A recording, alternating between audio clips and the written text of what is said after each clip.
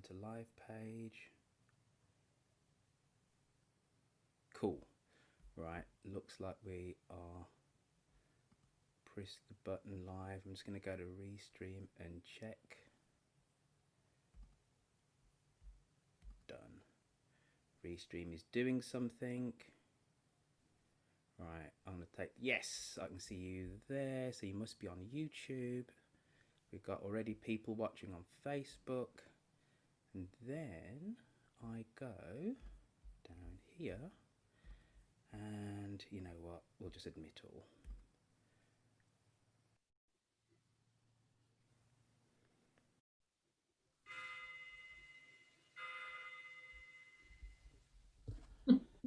Hello, good people. If you are listening to me or watching me, seeing me, can you mute your microphones, please?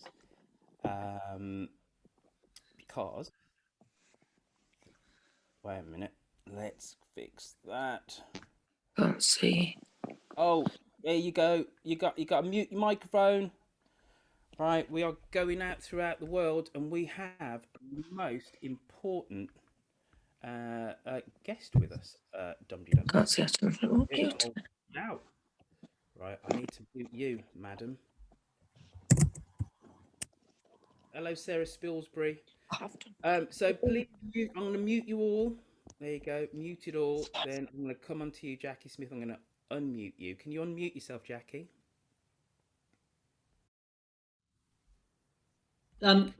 Hey, all right, folks. Oh, we got Quentin Rayner here. Right, we got the gang. Oh gosh, folks, I'm going to freely admit to you, I'm starstruck. I'm utterly starstruck on today's Dumteedum, and I don't mind admitting. I think you all know I can be a little bit of a flirt at times, right? But I'm flirting with reason today because, whew, right? We got, not only do we have probably one of the world's most famous Dumteedummers. Well, she's the world's most famous Dumteedummer on the show.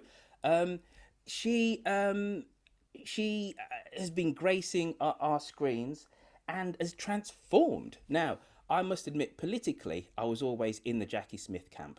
Me being an old lefty and all, and whatever, and I've kind of got behind her when she was the Home Secretary. But now I'm like, whew, isn't she hot stuff? And not only has she decided in between all of her busy goings on just before Christmas to join us, but she says, Royfield, right, remember last time I was on the show, you're a little bit too much with the old flirting and whatever, calm that down. But she wants to be on the show and basically tell us all about being on Strictly, Alice and drinking and whatever. And Jacqui Smith, how are you? Hello, Royfield.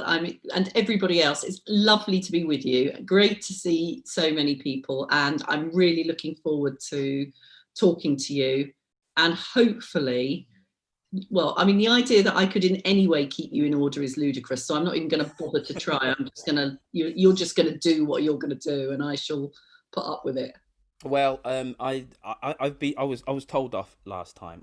I was told off. I thought I was keeping things somewhat under under wraps and in check. But you haven't half transformed since the last time that you were on, and you were hot stuff then. So, Mom, am I allowed to call you Mom, or is that old hat now? Allowed to. You're only allowed to call me Mom. Thank you, You're not allowed thank to you, call me thank anything else. Just before we jump into the interview, Quentin Rayner, how are you, sir? I'm all right, thank you. Yes, how are you? Hello, Jacqui. You right? No, very good, thank you. Hi.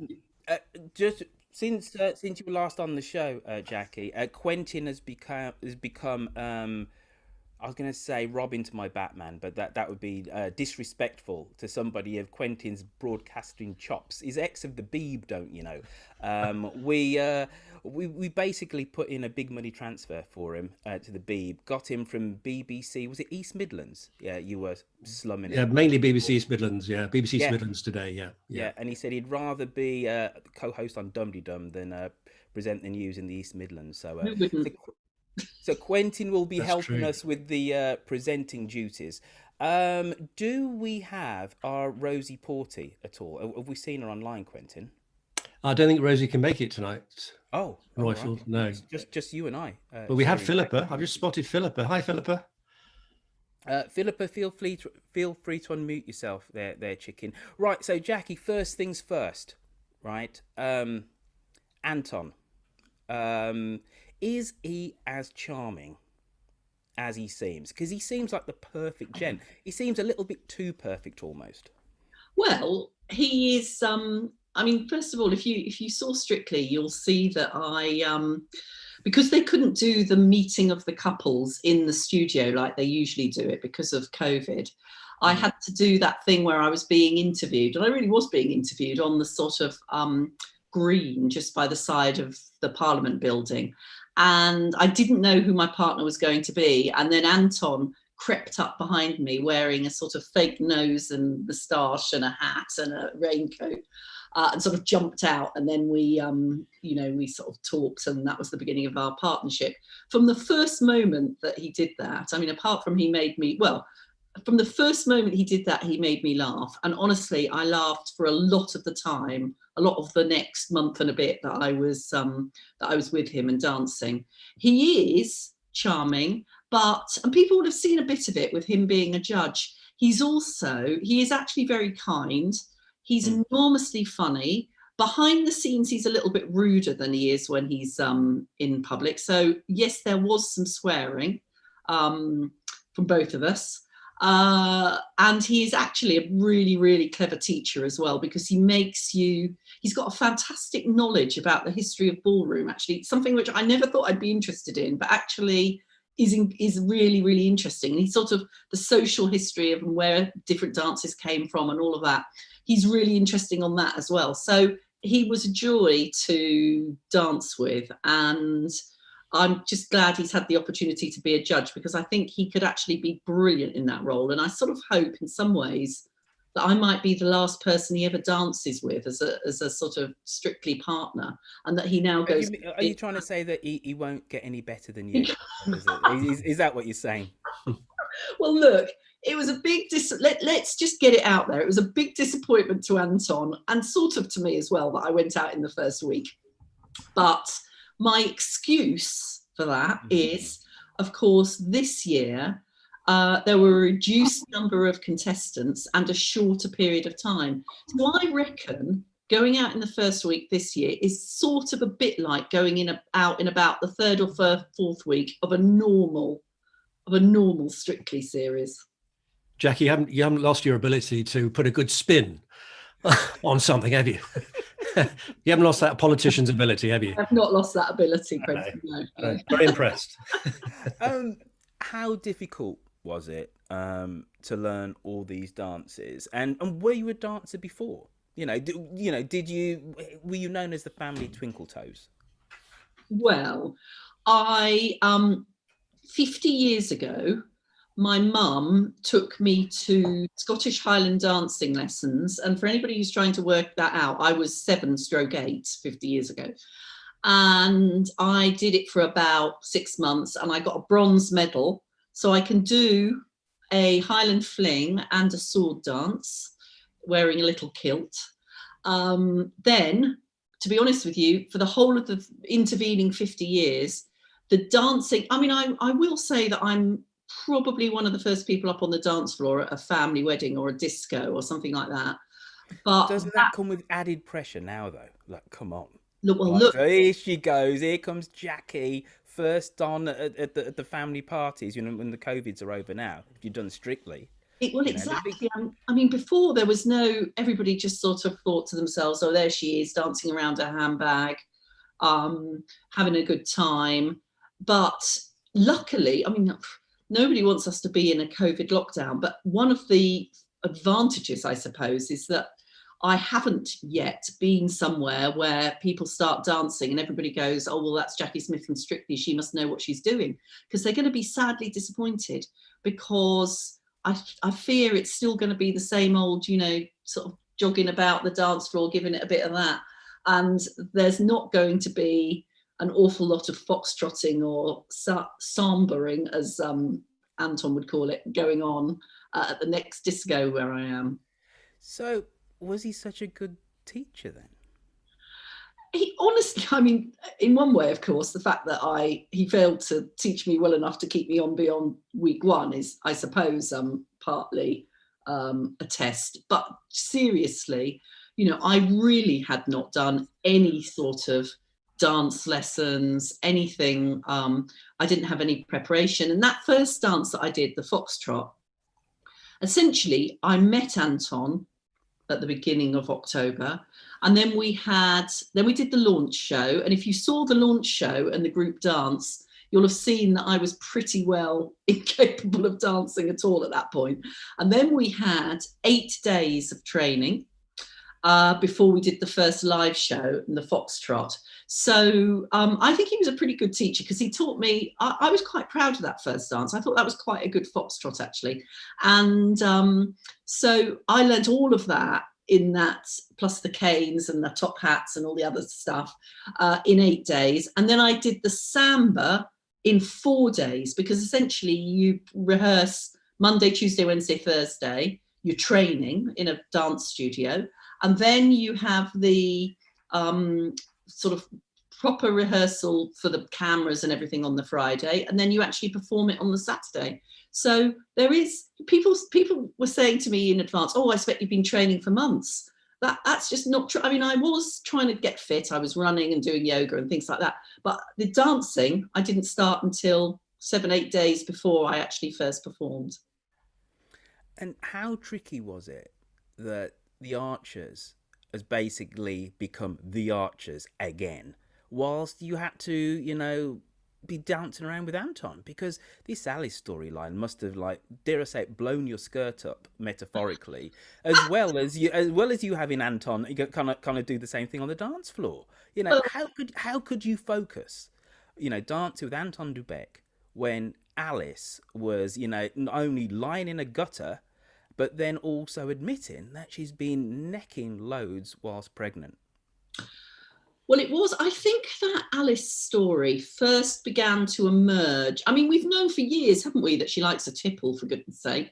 Everybody, you know, it wasn't just Emma saying, mate, I think you're drinking a bit too much. I think all of us who've been listening to it have sort of thought to ourselves, she gets a little bit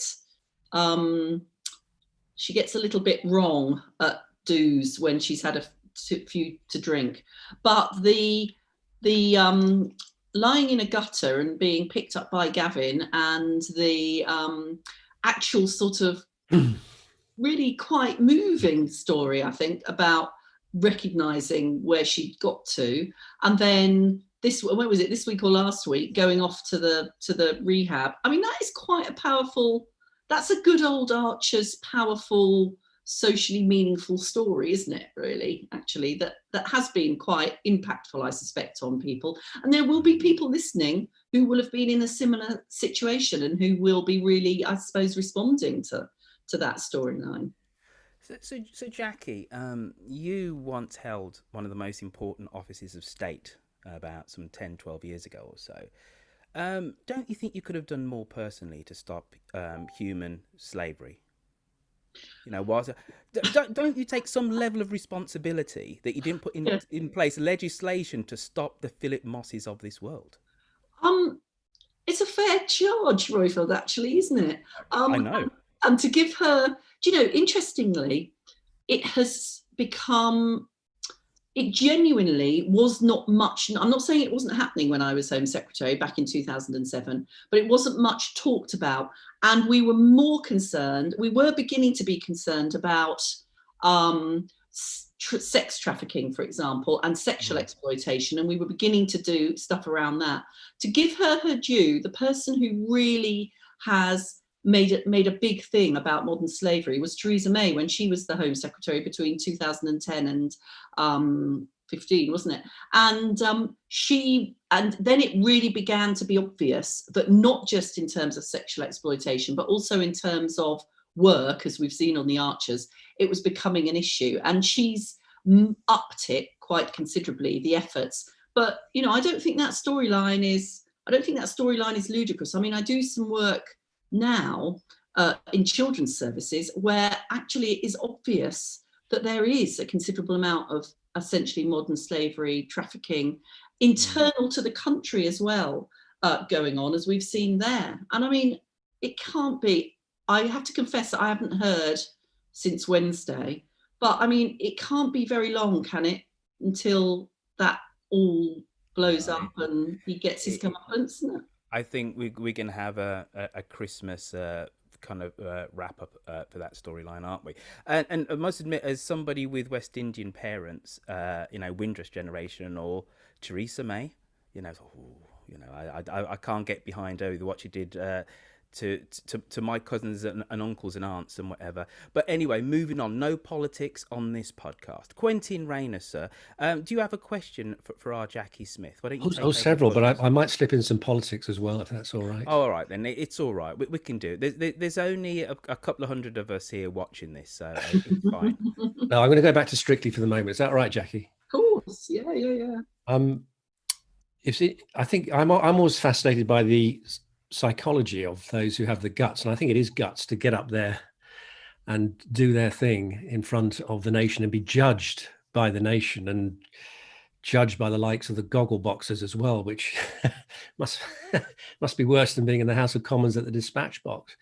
And one of the people here is called Witherspoon. He's a psychiatrist. If you wave your hand, Witherspoon, I'm interested in how you summon up the guts to do it, because you've had very little training, as you said beforehand, and then you're just there in front of the nation.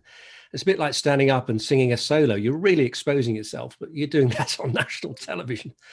How did you have the balls to do it?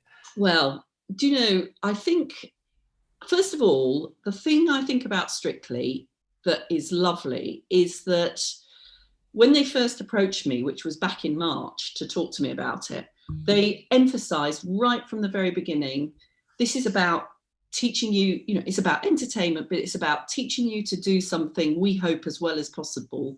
And it's about bigging you up and bigging up the people that take part in it. And I think there are some programs, Strictly is one of them, Bake Off, incidentally, I think is another one, which are genuinely about celebrating people trying something new or being really good at something, but doing it professionally for the first time. And people who are watching the program tend to come to it with that approach as well, a really positive approach. Because the interesting thing about Strictly is, people around me, family and others, said to me, you do know that you'll get a load of trolling and it'll be horrible and people will be saying awful things about you, etc. And I'm used to that in my life, to be honest with you, given the things that I've done in the past and some of the things that have happened to me. So, and I knew that was possibly going to happen. What surprised me was it happened a lot less than I thought it was going to, because people come to Strictly, as I say, with a really positive attitude. The second thing, though, is that, and I've said this in other interviews, I've sort of got to the point in my life where in one way, I consider myself to be quite lucky. I was saying to Royfield just before we started, I'm in my late 50s. There's something nice about getting into your 50s as a woman. I think you sort of say, right, okay, I no longer have to prove myself to people, either in terms of how I look or what I do. I'm lucky I've had a successful career. I just might as well go for it. And I've also had sort of some sad times in my personal life. I've separated from my husband. My dad died a couple of years ago, things like that. And actually you think, do you know what? I need to be brave and find something to be joyful about. So for both of those reasons, it Strictly felt right. And this felt like the right time for me to do it. And then once I decided to do it, the biggest bit of advice everybody gave me, Ed Balls and others, was, if you're going to do it, just go for it and enjoy it. Because what the public they obviously didn't like it enough to vote for me in big enough numbers. But I think what the public want to see on Strictly is people taking it seriously, not taking themselves too seriously, but really trying hard. And that's what I hope I demonstrated. Well, yeah, certainly. And when you rocked up and saw the others, the standard of the others, did your heart sink a bit, think, oh God, they're very good, or I'm not up to their standard? Or Quentin, you've already accused me of spinning, but I'm going to do a bit more spinning now. I'll spin away. I genuinely think they are really good this year. And yes, you're right. I rocked up and I looked at them and I thought, where are the John Sargents or the Reverend Richard Coles or the Anne Widdecombe's. Where are all those people? Why are they all so blooming good? And you've seen how they've sort of developed even more. So Bill Bailey's really come on, hasn't he? Well, actually, do you know, Bill Bailey, what a cheat, because I looked at Bill and I thought, oh, you might end up not being that good, but he has done brilliantly. But of course, the thing about all of the others, I think, possibly not, Ranveer, possibly not, but most of the others are sports people or performers in some way or another. And Bill, of course, is amazingly musical. Yes. So that's my excuse, basically. I think he's subtly, he's hidden his talents under a bushel, whatever the phrase is, and he's gradually shown more and more of his talent, don't you? I think he's played quite a clever game. And he's worked incredibly hard. He trains really, really. I mean, everybody has to train hard, The idea that when they ask you to do it, they say you've got to do a minimum of 3 hours a day, but most people do more, and you sort of think, oh right, okay. Well, I was doing 7 or 8 hours a day, so and others, particularly now, are doing even more. So it's tough. Talk us through your heartbeat rate as you were stepping out for your first dance. Do you know? In one way, though, I was enormously nervous, but you've done the dance so many times before you do it that you're almost in sort of automatic mode. And in fact, when I did that first dance, I got to the end of it and I was really upset. And I said to Anton as we came off, I said, oh no, I did. Oh God, I forgot that. I didn't do that bit, did I? I didn't do that bit. And he went, you did. What are you talking about? You did. Because your mind just sort of goes a bit of a blank. So it's sort of one of the most nerve-wracking things that I've ever done. But you are amazingly well prepared for it as well. And you'll always be remembered for it. I mean, it's like being in the jungle or the Welsh castle, isn't it? However well or badly you do, Ed Bull said to me, mark on your CV. Well, exactly. I mean, it is quite nice that, I haven't been in frontline politics since 2010, but I'm still obviously mainly known as the former Home Secretary. Now it's lovely, at least on quite a few occasions, that's replaced by strictly contestant Jacqui Smith. So that is lovely. And as a former Chief Whip, I've got that right, haven't I? Yes? Yeah. I can look at segued into the Archers. As a former Chief Whip, how would you resolve the conflict between Alice and Emma then? Well, it's interesting. I do think that Alice was wrong to not let Chris tell Emma about what's happening. I mean, I can sort of understand it because she's devastated about having to go and do the rehab and everything, the detoxing that she's doing. I mean, Alice does owe Emma a massive apology because she was appalling in what she said to her. And obviously we know the excuse that she's got. I hope that that's another thing that possibly, Royfield's already talked about one Christmas storyline. Perhaps there will be a sort of Christmas reconciliation, or perhaps we'll have to wait until the baby's born and then that will bring people together. I don't know. Well, I know you haven't listened to this week's episodes, but Chris does talk to somebody. I won't spoil. Oh, right. Okay, good. Oh, I should look forward to that then. I'll talk to you a bit later on, Jacqui. Yeah. Philippa, have you got a question for our Queen Jacqui? I do have a question, actually. Yes. Hi, Jacqui. If you could have done the dance on Strictly with one of the characters from the Archers, who would it have been? Say Brian. Oh, well, did you know, the interesting thing is when we did the final dance that you do when you go, when I watched it again afterwards with my new bloke, he said, did Anton put his hand on your bum? And I said, yeah, he did. And then I told Anton that my bloke had said that, and Anton went, oh, he noticed, did he? But can you imagine if you did a dance with Brian? I mean, his hands would be all over the place, wouldn't they? So not Brian. I mean, Harrison.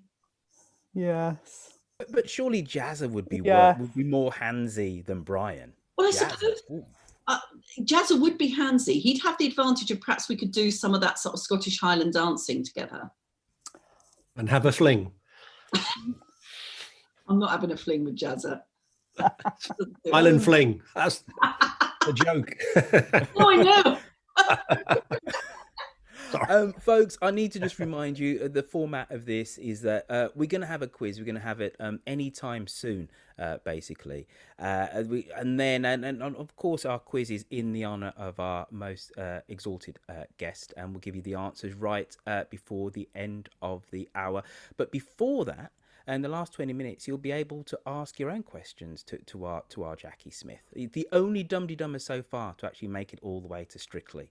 So she is a very important person. Just one last question from me, and I did ask you this just kind of off camera. You talked about being a woman in your 50s and, you know, becoming comfortable with yourself and being confident. Thing that's really struck me about you, and I noticed this before when we spoke, but doing an image search on you, there's like three Jacqui Smiths. You know, there's you when you were the minister, and I don't recognise the woman that I'm looking at now with that woman then.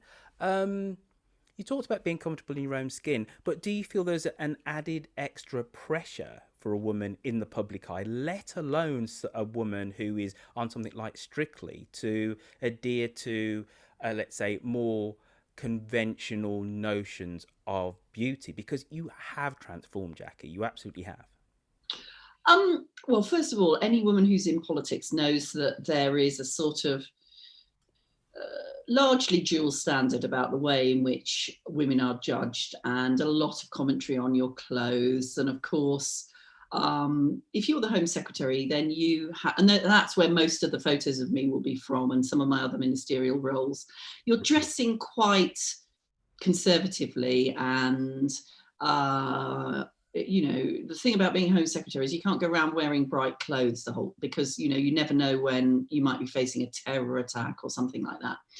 But then, of course, you make one slip, like I made the first time I had to do a statement about a terror attack. My top was too low, and there was all this comment about that. So you sort of learn quite quickly that you've got to be careful.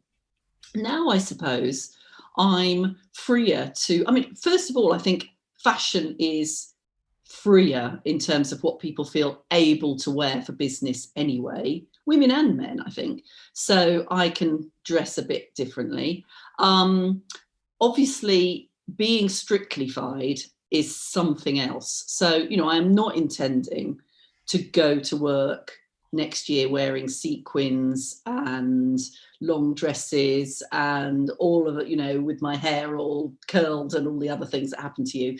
But it does give you a sort of bit of confidence to have been dressed up like that and to look at you. And funny enough, the first time I did a photo shoot, which was for the Mail on Sunday, and I was all dressed up and I had full makeup and everything, I'm ashamed to say that I actually got a bit teary looking at myself, because you sort of think, oh goodness me, it's possible for me to look like that. And that is a bit of a boost to you, as well as being a bit of a pressure, because, you know, as I said to the fabulous people that did my makeup and my hair, if you think, or if anybody at home thinks that I'm going to be sort of tonging my hair for half an hour before I go out, that's just not me, and it's probably not going to happen. But I do try, I suppose, to maintain some of the lessons that I learned about how I look from my Strictly experience.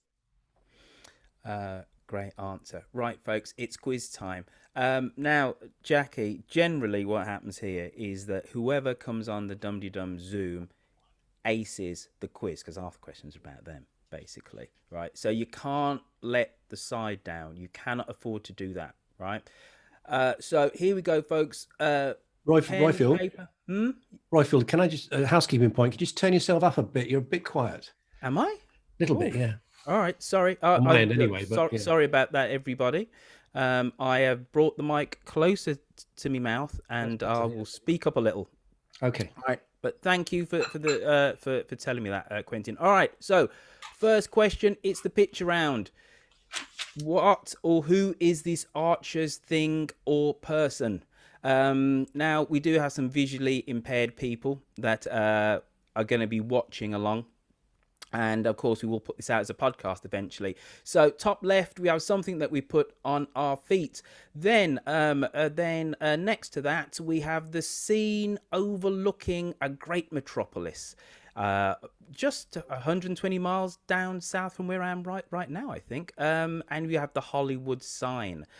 So what is that? And then we have, I don't know if you can really peer at your screen, but we have a post office in a Yorkshire town, and then we have a black horse of sorts. So what is this archer's thing or person? There's question number 1 in the picture round. Question number 2. We have an astronaut, and at least we have his uniform, so to speak, his suit, spacesuit. There we go. Then top right, we have something which the government says that as of 2030, they're not going to. It's going to be illegal to sell petrol versions of. So that's what we have. Top right. Then underneath that we have I think this is the Barcelona goalkeeper, right? So what is this archer's thing or person, Sarah Spilsbury? I can see you deep in thought, my dear. Right, I can see Philippa's got a pencil and she's like rubbing her head going, "Bloody now, these are tricky this week." But Jacqui Smith's going, "No, I've worked this one out. No, I haven't." All right. Last one in the picture round.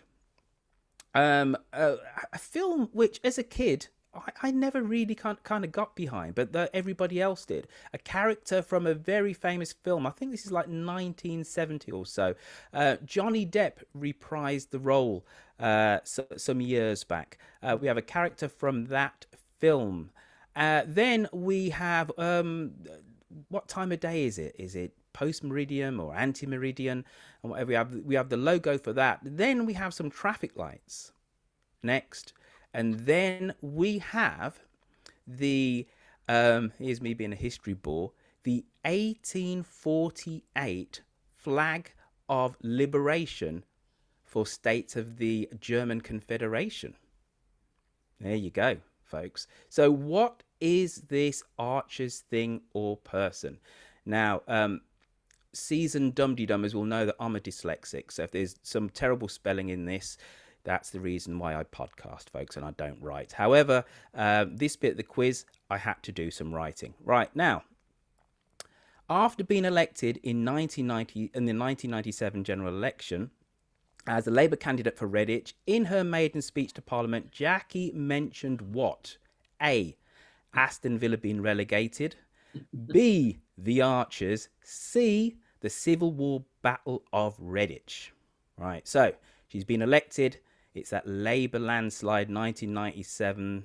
Things can only get better. Right, she is. What does she say in her maiden speech? Does she mention the terrible Aston Villa being relegated?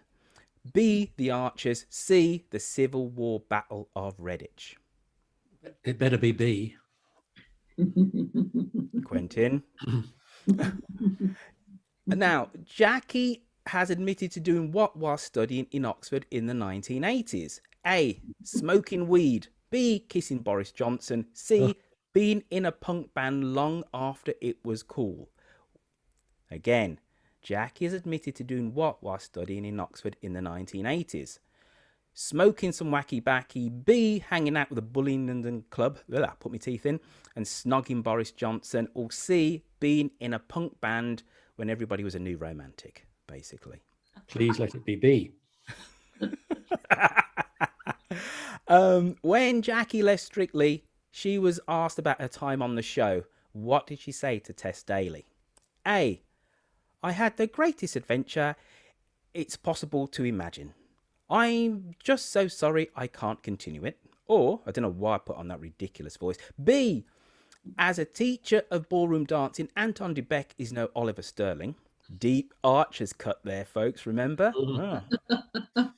Or C, I had the greatest adventure. Dancing with Anton was a dream come true. Even if he was just a little bit handsy. I just couldn't quite fit that bit on the end. Last question. Other than Strictly, which other TV has Jacqui appeared on? Now, she's been on many shows, but it's the list below. A, has she been on EastEnders? B, Naked Attraction, that saucy Channel 4 show. Or C, Was it Mastermind? So which of these shows has Jacqui also appeared on? EastEnders, Naked Attraction, or was it Mastermind? Every answer is B. Watch it. We will give you the answers towards the end of the show. Now, Philippa Hall over there in Shrewsbury. Is it Shrewsbury or Shrewsbury? I can never remember. Don't let's get into that argument. We've had it too many times. Thank you very much. Shrewsbury. So Shrewsbury it is then. Right. Do you have any more questions for our Jacqui? Because I appreciate you've been underutilised, my fellow Dumteedum co-host. No, that's fair enough. Just ignore me. No. Jacqui, is there not going to be any live tour next year then for Strictly? That would be such a shame. I think there is going to be. I mean, great. Who knows what situation we're going to be in, but there isn't going to be a live tour at the normal time. But I think that there may be a shortened tour in the summer. And if next year they say, well, because of COVID, it didn't ruin everything, but it affected everything, we're going to do another one. Would you like to come back? What would I like to go back on Strictly? Yeah. Yes, in a flash. In a heartbeat. Yeah, but I mean, one of the things you've got to remember when you're doing Strictly is this is a once in a lifetime thing that you're going to do. So it won't happen. But if I could go back, I would. And in fact, I am going back in a week because all of the contestants, fingers crossed, will be appearing in the final. Great. Oh, that'll be super. I'm really looking forward to that. Yeah.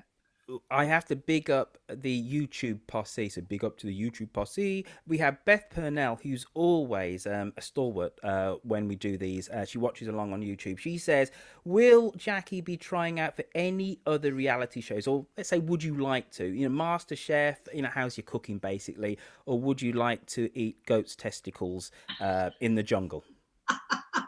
Well, as I suggested earlier on, I don't think I'm biased about this, although I am a bit biased. I sort of think Strictly is starting at the top, isn't it? So people know, I'm sorry to mention another podcast, but of course some people know that I do a podcast every week or twice a week at the moment with Ian Dale called For the Many. And Ian and I quite fancy a bit of Celebrity Gogglebox. But no, I don't fancy being in either a jungle or a freezing Welsh castle. And I think some of the others are just a bit mean. And so, no, I'm not. I mean, who knows? Never say never. But there's nothing else that I'm thinking that's the thing I would really have liked to have done. Strictly is the thing I would really have liked to have done. And I've done it. We have another question. Well, a comment basically from YouTube. Fleur4 says, you look absolutely fantastic now, and I'm adding mom to that, so big ups to you. Right now, folks, this is the time for you to ask a question or to our Jacqui. So I'm whacking you all on speaker view. Hello, I can see it's Steve Thomas. I'm coming to you, sir. I'm asking you to unmute, then you're going to be next, Mia Fox. Hi, Jacqui. Hi, Steve. No, I'm really sorry. I think I'm going to give away one of the answers to the quiz here. Is that allowed? Royfield? Steve, I might have to stand you down, sir. Oh. This is a highly coveted quiz. Can I just say that my friend used to live in Redditch, and he first introduced me to the fact that the Old Bull in Inkbarrow is the basis for the pub, and obviously that was in your constituency. So I was just wondering given that you are obviously the former MP for Ambridge, if you could give advice, solicited or unsolicited, to any member of the cast, who would it be, and what would you say to them? Oh, gosh, that's difficult. On the whole, people don't tend to listen to advice given to them by MPs in my experience. I was very, do you know when there was the whole storyline about the bypass and were David and Ruth going to have to move and all of that stuff. I was a bit surprised at that point that nobody went to see their MP so that their MP could sort of help them to run the campaign. So then I would have given them some advice about how to oppose the bypass going through the wrong part of the village. Route B, wasn't it? Yeah, that's right, Route B. I would have helped them to campaign for Route A, or whichever the one was that didn't go through Ambridge. Up the workers, thank you. Well done, Steve Thomas. It's lovely to see you on a Friday Zoom, sir. Mia Fox, me favourite woman of the cloth over there in Newcastle land. You go for it, Mia. Thanks. I'll just take a quick drink. Hang on. Love you, Mia. Red. Very good. Thank you. Thank you, Jacqui. Lovely to speak to you.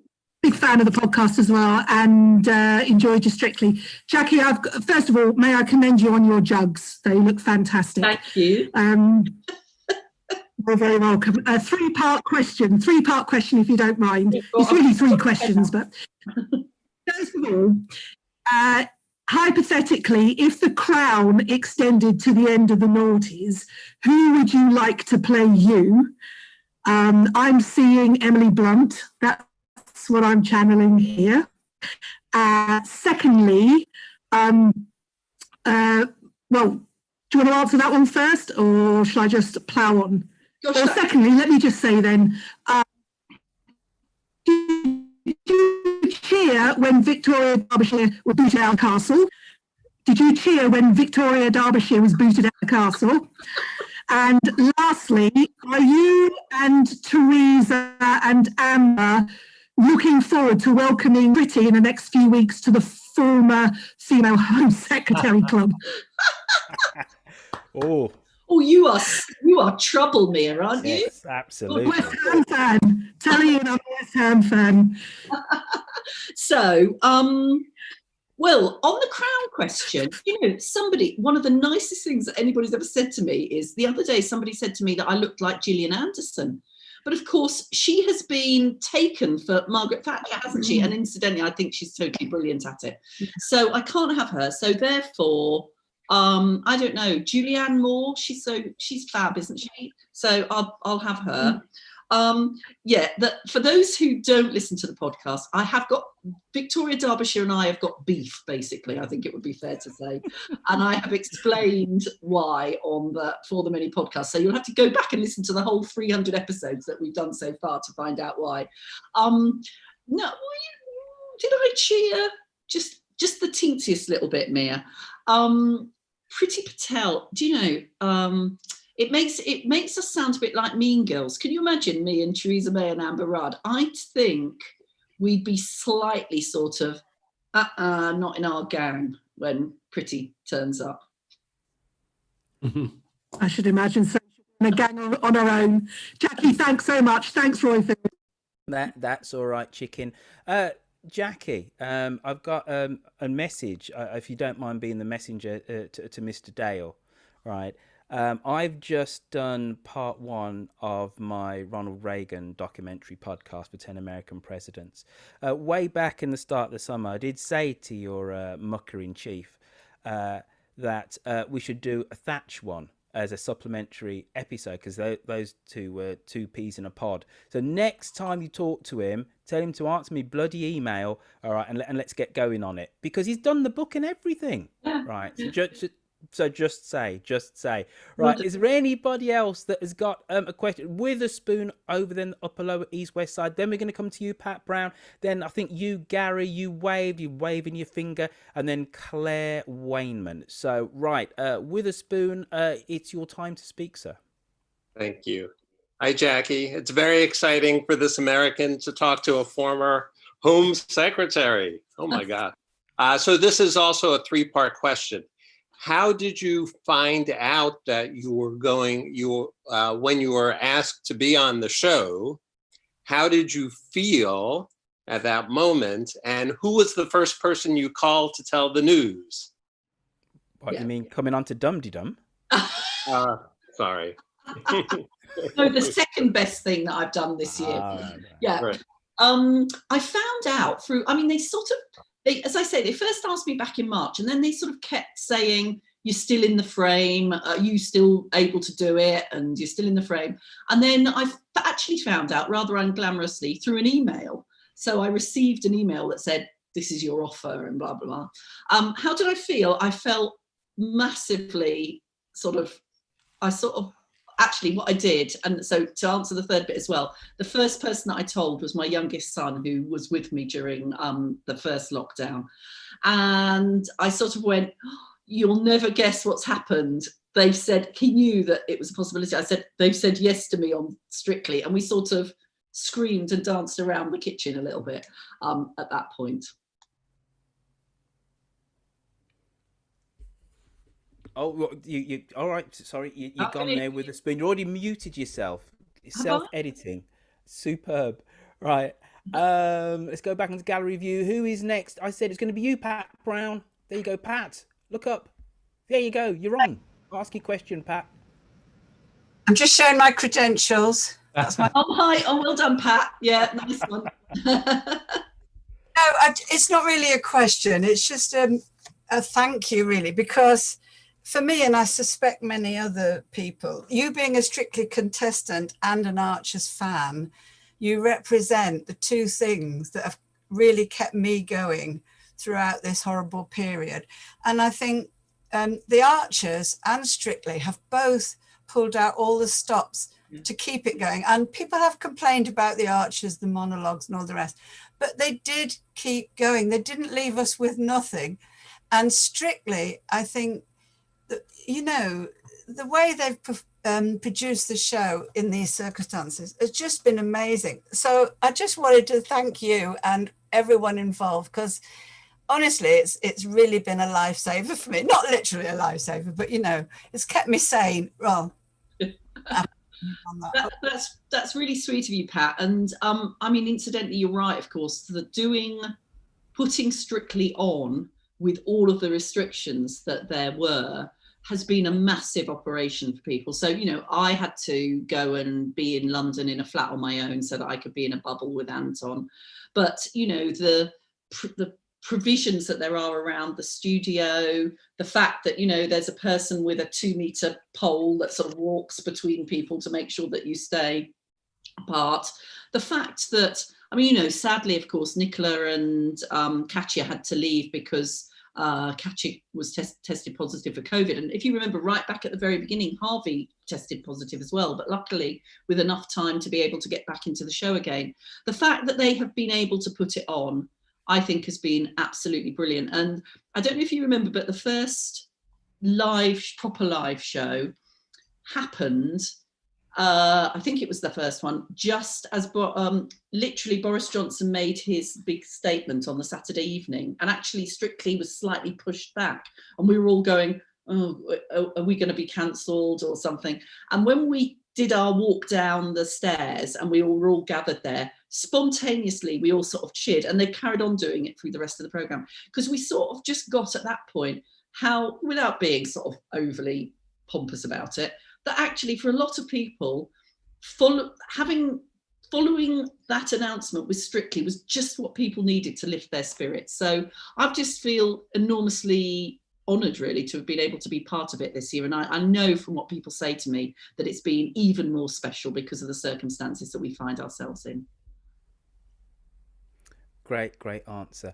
You're great at giving answers, you, ain't you? Like a politician. Right, Gary Gilday, over to you, sir. Thank you, Royfield. Hi, Jacqui. If the roles were reversed and you were the resident of a small village and they were politicians, what one do you think would make the best Prime Minister? Which resident of Ambridge would make the best? Yeah. Or Home Secretary. Who would you like to be leading?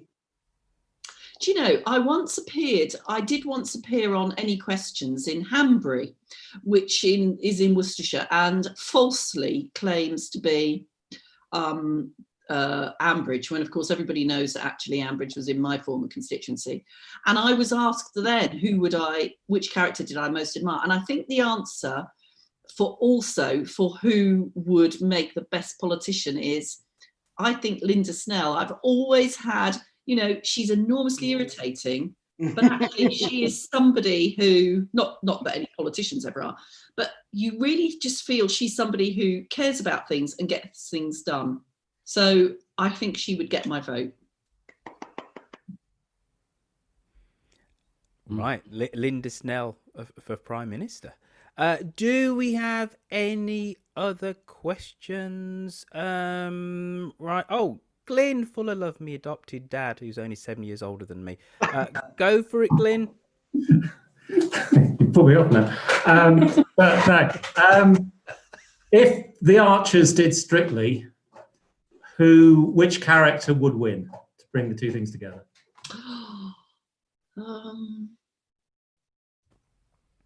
Well, I think Lillian would dance with Anton, and I think they might go quite a long way.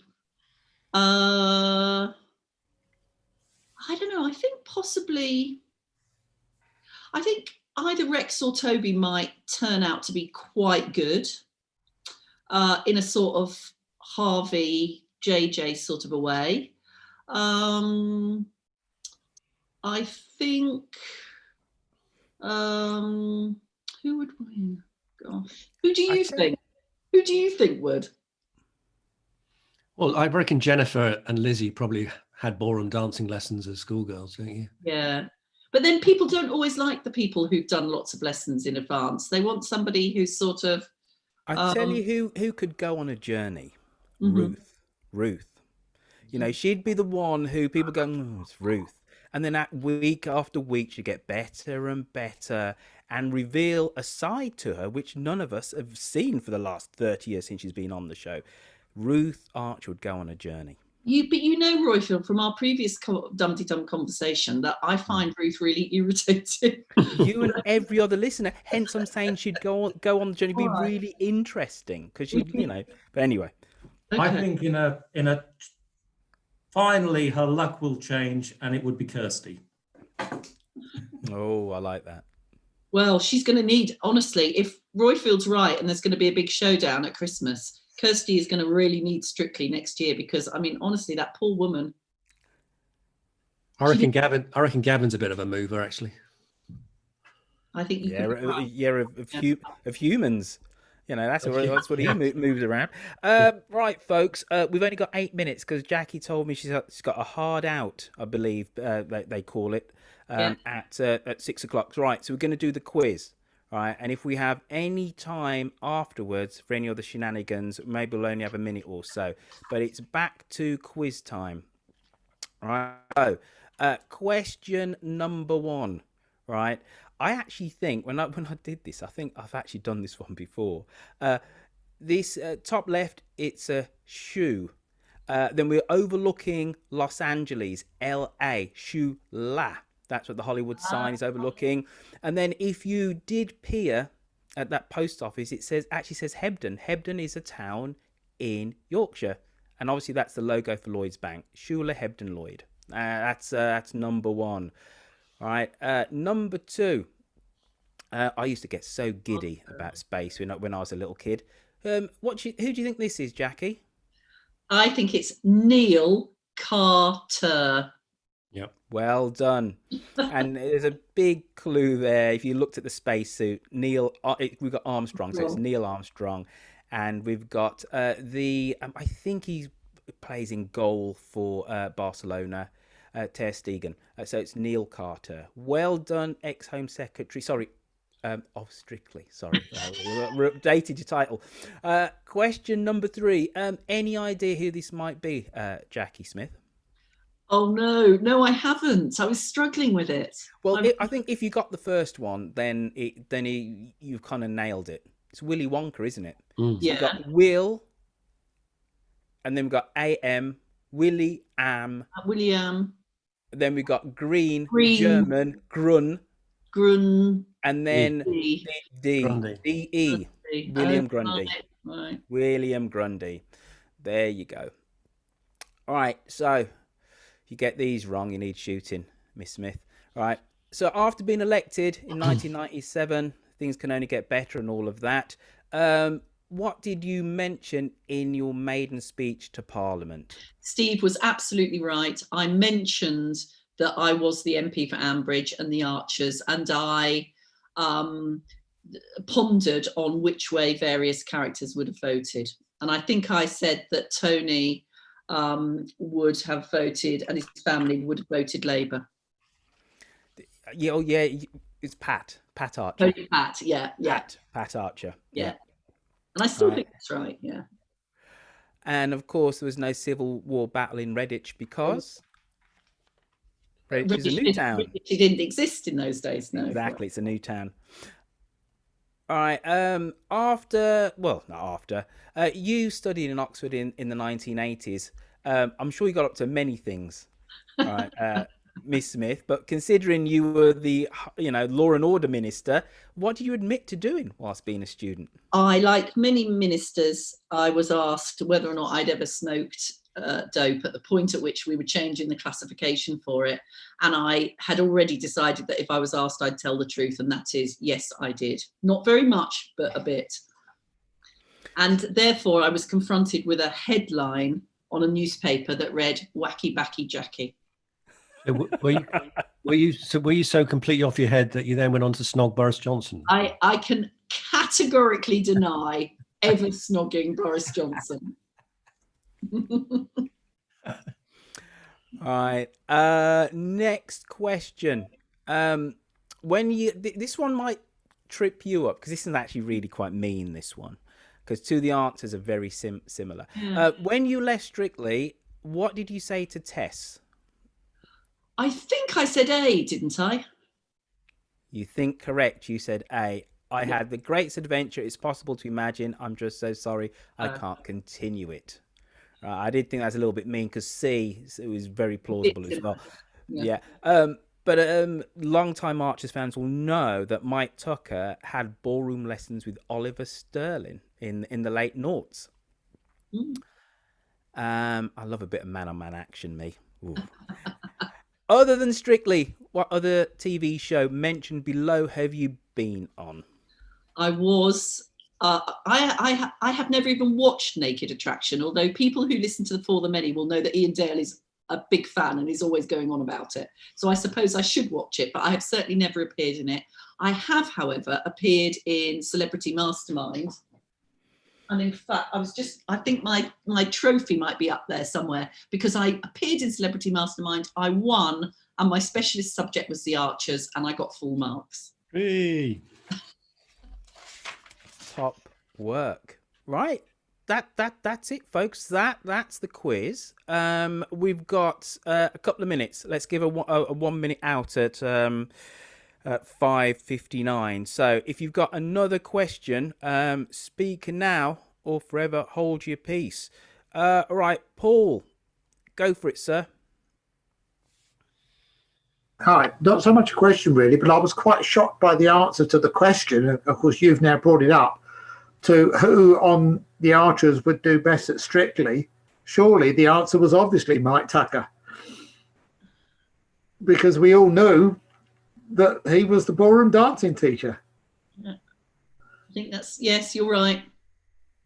You know what? Current member of the Archers. There you go. She gets an out there, Paul.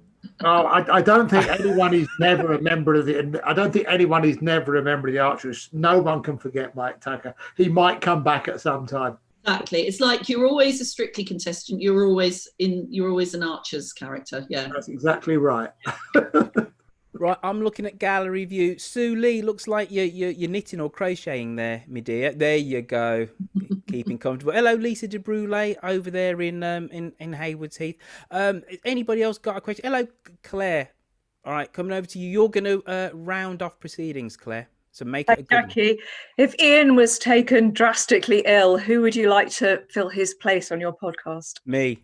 I'll answer that From one. the cast, Let's move on. Which character? From the Archers, who would I like? From the Archers, who would take his place? Oh golly, who would? Who's interesting and vaguely sort of likely to know about politics? Jim. Oh, Jim. Jim. What's his name? Oh, oh gosh, no, Jim would be a pain, wouldn't he? I mean, he never let me get a word in edgeways. He wouldn't be admiring of your jugs either. Alan. Ah. Vince Casey. Vince Casey. What is Elizabeth thinking about, for goodness sake? Speaking as somebody who's dated in later life, trust me, Elizabeth, you can do a lot better than that. And on that note, folks, I think we need to say goodbye to our Jacqui Smith, the first Dumteedummer ever to appear on Strictly. Round of applause, everybody. Woo, woo, woo. Big ups, big ups, big ups. All right, Roy, I've got one crucial question to ask Jacqui. Jacqui, who's going to win Strictly? My money now is on Harvey, and he is actually an absolute sweetie. Okay. There you go. You heard it here, folks. Yes, yes. I must admit, my interest in Strictly's gone now. I couldn't give a rat's arse about it. Whatever, now you're out of it, me jacks. Right, that's us, folks. That's been your Dumteedum. Hope you've enjoyed it. Thank you, Jacqui Smith, for gracing us with your presence. And it is now 10 o'clock a.m. Californian time. The sun is out. The sky is blue. It's wonderful in California. Let's hope that it's suitably wonderful where you are around the world. Toodle pip, tatty bye, tarara bit. Thank you. Bye. Thanks, Jacqui. My pleasure.